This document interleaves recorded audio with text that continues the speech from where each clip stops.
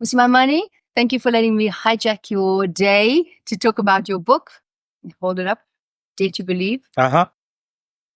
The reason I want to talk about the book now is because it is actually not necessarily a political book, but it's a great book to read for holiday reading. It's a great Christmas present. It's actually just a very good book. I finally read it I'm glad. Thank you. and I loved it.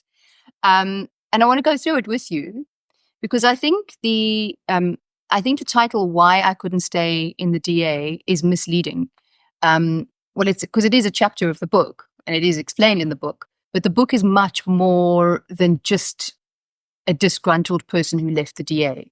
It's actually your whole life story, your origin story, and I think it gives a really great sense of who you are and your beliefs. Um, Not only as a leader of the party, but going forward in as potential president one day of South Africa. Thank you. I dared to believe. I wanted to write a book that Yeah. I agree with you that the title almost narrows it down. And if you don't know geopolitics, etc., that might be the thing.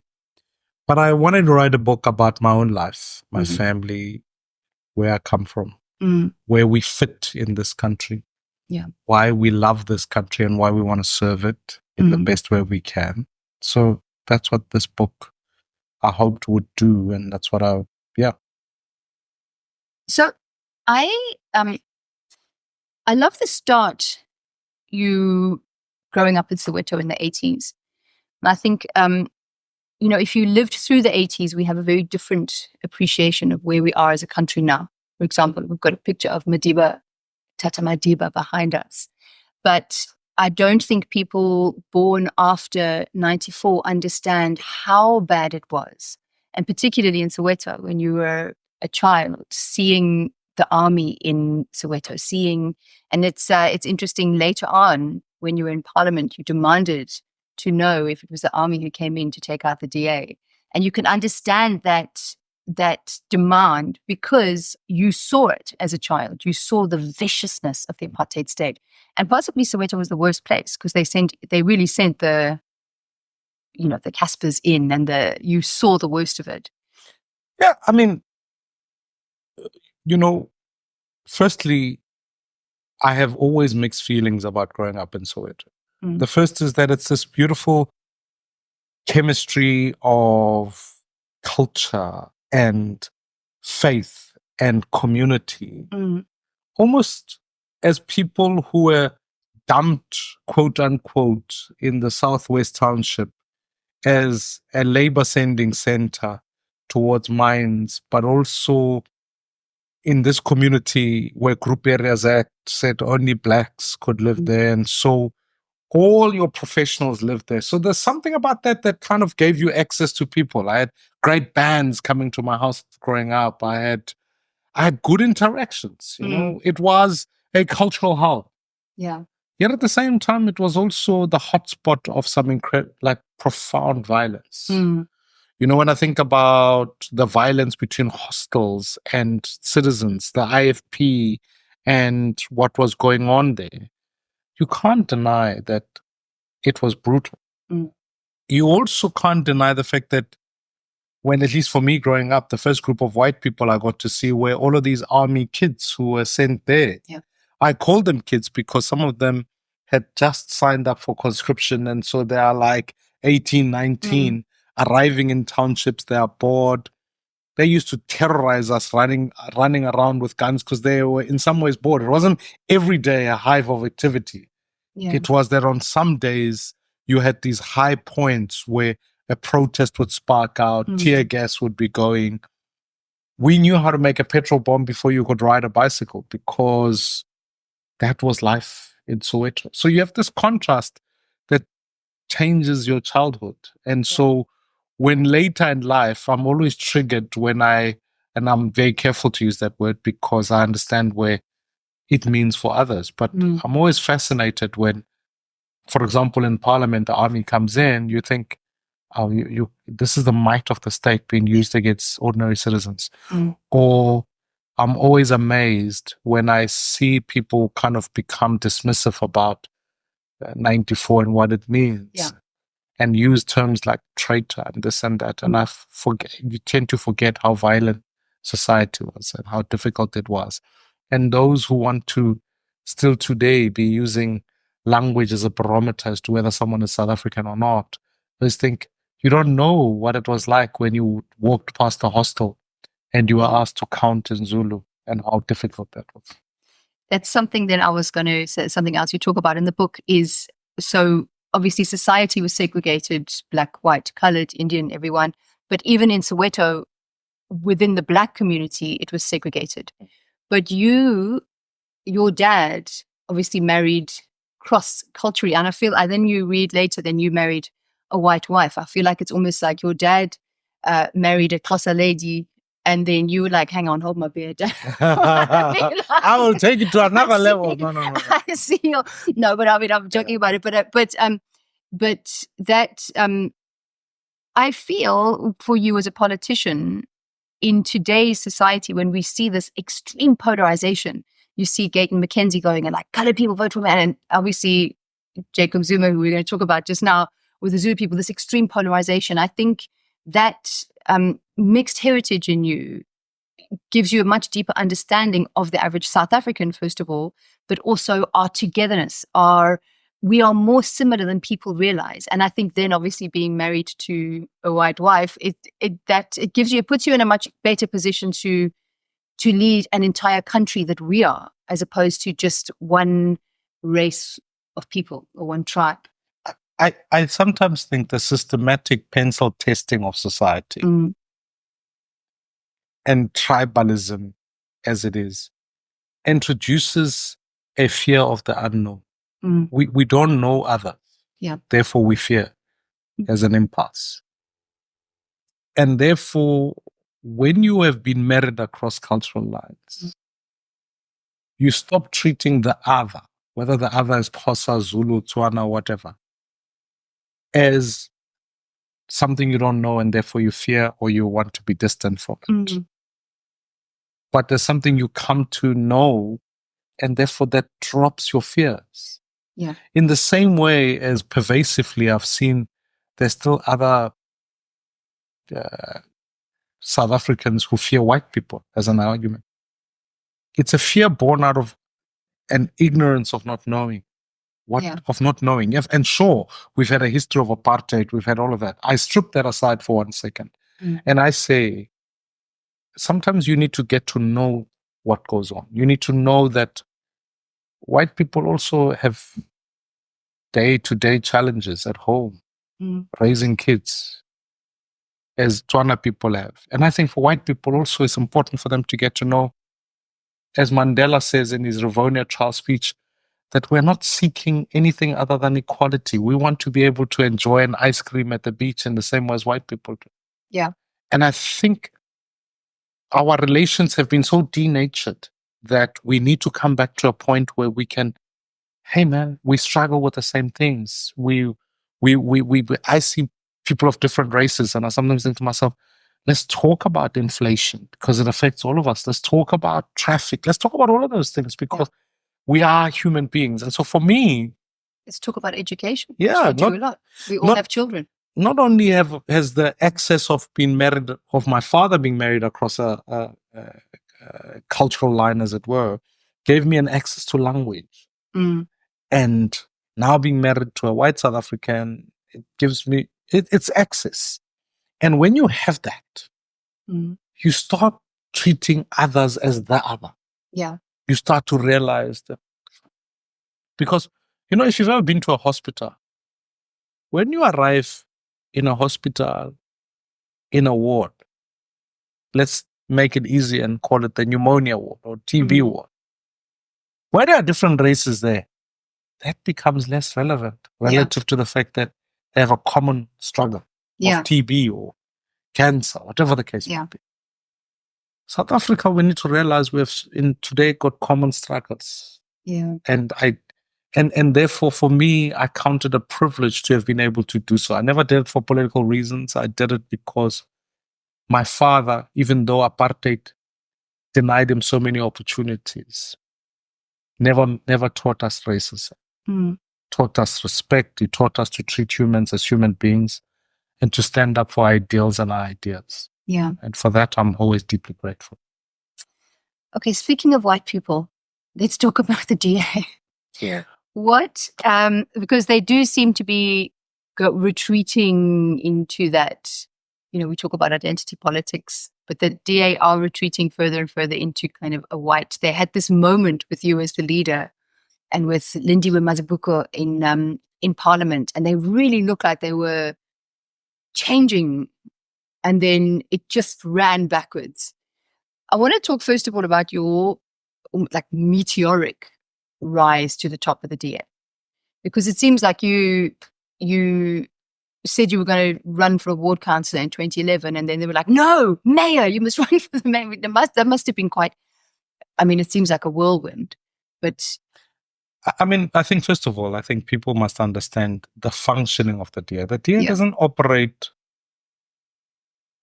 It's one of the strengths of the DA, bizarrely, is that it allows for, it doesn't have a military structure. It doesn't say at first you're the army. At first you are a private, and then you are this, and then you are a lieutenant, and then eventually you'll become a general, etc. No.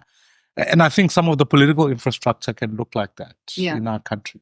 The DA sort of says to itself, if really we want to align talent with areas, whatever they may be, I often think to myself, the best president isn't the best ward councillor. Yeah. Right? Because their jobs are different. Yeah. And so just like the best premier doesn't become the best president or councillor, minister, whatever. Yeah. It's a different competence. So we've got to try and align those two things. Yeah. The dilemma that DA faced was that it eventually, for political reasons, tended to associate talent with race. And therefore, there was always a furthering of goals. You can arrive here, 2 master's degrees, you can do whatever, but you're still not good enough. You're not smart enough relative to a white guy who shows up. School leaver. Right? You just can't. Yeah. And I'm not saying academia is everything. I'm merely just trying to allude to the fact that it betrayed its own principle, which was very attractive. Yeah. For people like myself, because I thought this is the modern way of doing things. When it started to retreat back into associating competence with race, that's what to me became the devastation of the DA. Because it didn't matter that if you were a person of color, it didn't matter how talented you were, you would always be, as Patricia DeLo and I once hopped onto a lift, and both of us said, it sometimes does feel as though in this place we're just seen as domestic workers. And not to demean domestic workers. Yeah. I'm just merely saying we're seen as that's what our station in life is. Yeah. And I think that for me is the sad bit about even sometimes the idea of fit for purpose, because it can sometimes be fit for whose purpose. Yeah. But having said all of that, I think now when I think about it, when I write in the book, it is why it was important to leave and start Build What South Africa. Yeah. Because in my core, in my belief, I will never betray the idea of saying, how do we build together as South Africans who don't fear each other, but realize we have common struggles, who don't assume competence or incompetence are features of a race or are gifts bequeathed only to some, but truly that all of us across all races have got a differentiation of talent. And therefore, we could build together in an appreciation of that. Yeah. That's why I still fight for Build One South Africa. So when you sort of worked your way up and you became the leader of the DA, you brought John Steenhuisen and a whole lot of others with you. So essentially, John Steenhuisen, and then he turned around and I don't want to say stabbed you in the back, but he was part of that little caucus who then got rid of you. Do you feel like there's not got rid of you, but put you made it an untenable situation for you to stay in the DA? How do you feel towards them now, like Jordan Hill-Lewis, Steenhuisen, all of those who you brought with you, who are now sitting at the top? personally, I have no issues. Yeah. Part of it is because of my faith. I was going to say, you're coming across very pastor. I never want to live with grudges. Yeah. It is when you're a leader, spending your time obsessed with grudges makes you one who can't, particularly in a political environment, learn that there are time periods and people make decisions sometimes for you can't sacrifice the interest of the country at the altar of your own personal grudge. Yeah. Having said that, he's not coming to Christmas dinner. I see them in Parliament. They've got a job to do. I have a job, so is mine, to hold them accountable for the works that they do. Yeah. And I think a lot will be seen about their level of competence or incompetence. A lot will be seen. So that will happen. I don't want to speak about their own levels or whatever the thing is. It's just, as I sit here today, I despise to my core politics that eventually reduce themselves to say, we are the white faction or the black faction. Yeah. So it just, I can't stand that. I despise it because it is not helpful for the future. Yeah. It's not the future I want for my kids. And sometimes I worry that some of them are trying to advance that view in certain practices, and I would hate for that to be their legacy. Do you feel, because I feel this, but I don't want to project and I might be wrong. So do you feel, having left the DA, because you rose very quickly and then you were the leader very quickly and everyone almost adored and idolized you as the leader of the DA and you were in that little bubble. Having left the DA and then going out of politics, what you did then was you did a lot of research, but a lot of traveling around and meeting people and really getting into various different communities and, a PhD in economics. And so do you think, because I feel that is almost what you needed to grow so tremendously as a person, but to get a real hands-on understanding of issues that face people, because issues that face people in the Northern Cape. So the Northern Cape haven't had water coming out of their taps for a few months now. Western Cape, we're fine. Ours is, so there's very different issues facing all the different things of South Africa, which possibly you had a bookish understanding of before because people told you. Whereas now you have a real intrinsic, because you've met people in, the business world who understand the economics. You've met people in transport who understand the actual transport needs. Do you feel that now coming back into Parliament, so you were a minister with a seat, well, with Bosa has 2 seats, but do you feel it has made you into a much, much better leader because you have this understanding? So going forward, you will get to where the DA are now.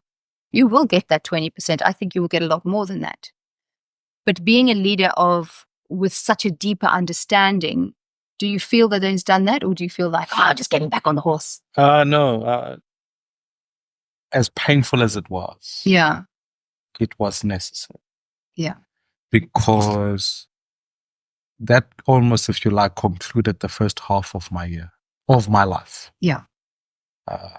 It gave me, and now as I'm entering into a new journey, I come in and a little bit wiser, not the wisest, a little bit wiser, a little bit more. As you say, I've been in South Africa. The one thing you need is you require permission, and permission to speak to certain issues, because our society is so polarized that I always felt, even as leader of the DA, I didn't always have permission to speak about issues of Black people. Not from the DA, but just because the DA exuded to people that you don't get our struggles. Yeah. You come from a historically white position, but you don't get what it's like to be judged by the color of your skin rather than the content of your character. Yeah. You don't get it. Yeah. And now having spent some time in communities, and I'm not saying you always will get it. I grew up in the township, but I think it's given me certain permission for people to go, Yeah. actually, this guy is not, I'm never going to be an expert on rural living, but it matters to citizens who live in rural communities that we fight on their behalf. Yeah. And also that you've been there. You've met them. You know so when you speak in Parliament, you speak about actual people who you have met, not someone wrote you a speech. No. That you and that's been the other thing now. The size of party means that you've got to do every bit of research yourself. And so I've really enjoyed that. I'm having the best time of my life. And I'm always conscious of you can miss out on today in anticipation of tomorrow. Yeah. But you need to live up to today. Yeah. And I'm having a joy. I'm having a good time. I'm having a great time. I'm engaged in the budget process. I'm engaged with South Africans. I feel that I can serve this nation better than I would have a number of years ago. And so, yeah, let the story unfold. Well, I have to ask you about, because there is a whole chapter in the book about Jacob Zuma. Now, so obviously if you go into details in the book about Zuma and about his presidency and about corruption and about state capture and everything. So between you and Julius Malema, the EFF, I think you were both instrumental because the ANC got to a point where they couldn't keep, they got to that point, they had to do something. And you were very much a part of that. How does it feel for you now? And actually, I highly recommend you read the book to find out about it. How does it feel for you now with the whole MK? So, because MK, first of all, they were like, oh no, he's just someone else started it. And then it was all like kind of very murky. And then it turns out he's been behind it the whole time. So this massive comeback, and a whole part of their, thing is, one of their principles is that you can't question the leader. It's a bit like Trump, actually. Like, don't question the leader. You can't ask. There's no such thing as corruption. You can't question us. How does it feel for you having that achievement, actually, of toppling that Zuma government, not government, but the Zuma presidency, that the surge is coming back? There are a couple of things about President Zuma that I think, firstly, President Zuma is not a constitutionalist. He said so himself. He doesn't believe it. President Zuma says something that is extraordinary. He can't stand clever black people. I mean, who says that in society? Well, that's why he doesn't like you. So I wonder, what does he like on not clever black people? I'm not clear about that point. And I think I could see he was trying to play the politics of like, you guys think you know better than us, and maybe.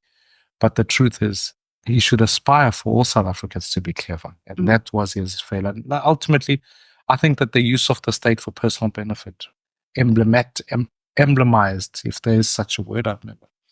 But by Nkandla is problematic because his return, I think MK is his personal project. Yeah. Same as Nkandla was his personal project. It just uses people to come and serve that purpose. So that's the first thing.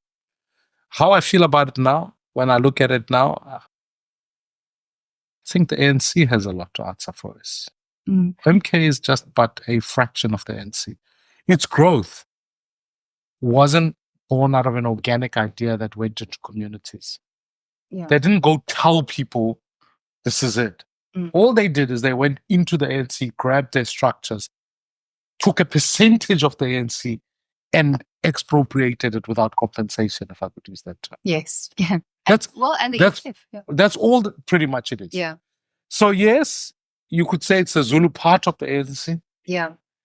And the name says it all. MK was the military wing of the ANC. So to me, that's what it is. So if you add those two together, you get back to ANC numbers. Yeah. If you think about what's happened. So it's a split, not an organic growth. And President Zuma is a beneficiary of that, and he's an ideal person to be a beneficiary of that, which happens to SWAPO, which happens to liberation movements. You get people who eventually go, I'm sick and tired of this leader, and they take off a whole number of people. It happens in churches. You suddenly have this church that suddenly grew. It didn't grow because it took its gospel and planted it in people and organically grew. It grew because it took members from the previous and created the one. So, with that in mind, I'm more interested in the new coming. We've got to plant some new ideas of the future, because when I listen to MK, it's a fight against the NC still. Yeah. South Africa, I find frustrating in that we are all experts of yesterday and no one wants to think about tomorrow. Yeah. We don't talk enough about education. We don't talk enough about the future. I'm sick of talking about President Zuma. I feel like since 2009, you have an Irish background. What's that song? We got caught in a moment and we can't get out of it. And it's been since 2009. Since President Mbeki fired President Zuma, or Deputy President Zuma then, we got caught in that moment and still can't get out of it. And it's come at a price. It's come at a price of our kids being miseducated. It's come at a price where we've grown at 1% for the last 10 years. It's come at a price of our crime levels from 2010 onwards spiraling out of control to 80 murders a day. That's the price. We've lost governance. Yeah. Kids, getting back to stepping aside from politics and getting back into your family and your kids. I am curious to know, how do your kids identify? Because Trevor Noah had to be interesting. He didn't, he's built his whole career on it, of being like a half Xhosa, half white. So, but he never felt, so technically he would be classified as colored. So it's the same. I mean, I'm curious to see with my own daughter one day, where is she going to, I had always thought that she wouldn't have to identify. But you still have forms where you have to tick the. Yeah. So what are you with, because I know you, how do you. The census form makes them them technically colored, but they don't. Well, they take the identity of the mother. That's what is because you can't debate that. You can debate the paternity, but you can't debate maternity. Yeah. Because in this question, I think it's almost like if we're using your kids as almost a symbol of the future of our country, because they really are a marriage of, white South African, Xhosa, Tswana. I think they take on the identity of being mixed race. Okay. And they classed it as a new race. Yeah. In that they're not typically colored in that sense, because colored identity has its own identity all on itself. Mm.